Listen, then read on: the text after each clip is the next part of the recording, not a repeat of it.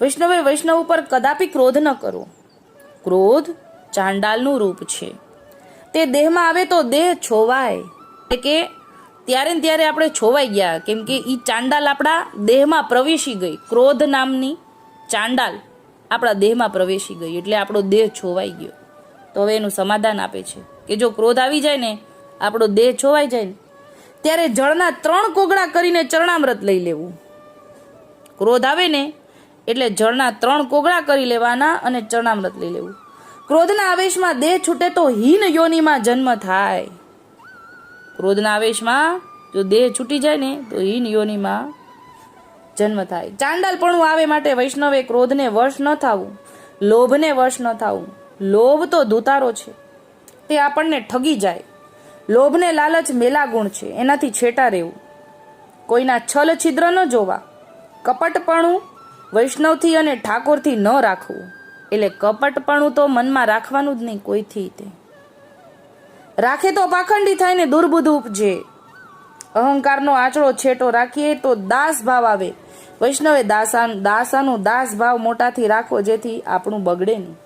અહમ અને મમ ઠાકોરજીએ છોડાવ્યું છે, એનાથી છેટા રહેવું. એટલે અહમતા અને મમતાથી દૂર રહેવું. અહમ આંધળો છે, તે કાંઈ સૂઝવા દે નહીં. અને મમ એટલે કે મમતા મૂંગો છે, એ કાંઈ મૂકવા દે નહીં. માટે આંધળા મૂંગાનો સંગ ન કરીએ, એટલે કે અહમતા મમતાને તજી દઈએ. વૈષ્ણવે વાણી શુદ્ધ વિલમ ને મીઠી ઓચરવી. કોઈને કટુ વચન ન બોલીએ. વૈષ્ણવના હૃદયમાં ઠાકોરજી બિરાજે છે, તે સાંભળીને દુવાય. ઈ કારણે વૈષ્ણવી વાણીનો વ્યવહાર રાખવો. વેખરી વાણી સદા ન બોલવી. વેખરી તો વાંજણી છે, એનાથી કાંઈ પ્રાપ્ત ન થાય. એટલે કે વેખરી વાણીમાંથી કાંઈ મળવાનું નથી, એટલે વાંજણી કહી દીધી. વૈષ્ણવની વાણી તો પદમણી છે, તેને પામીએ ઘણા સુખ આનંદ ઉપજે. લોભ લાલચના પ્રસંગને વશ થઈને ઠાકોરજીનો આશ્રય ન છોડવો, અને છોડે તો ઠાકોરજી પછી ન છૂએ. એટલે જો ઠાકોરજીનો એકવાર આશરો છૂટ્યો પછી ઠાકોરજી આપણને ન છૂએ. માટે લોભ લાલચને વશ ન થઈએ તો બધાય દુર્ગુણથી છેટા રહીએ, અને તો સદગુણ કોળે. તઈ વૈષ્ણવતા ઘણી વાધે, અને ઠાકોરજી દીઠામાં આવે.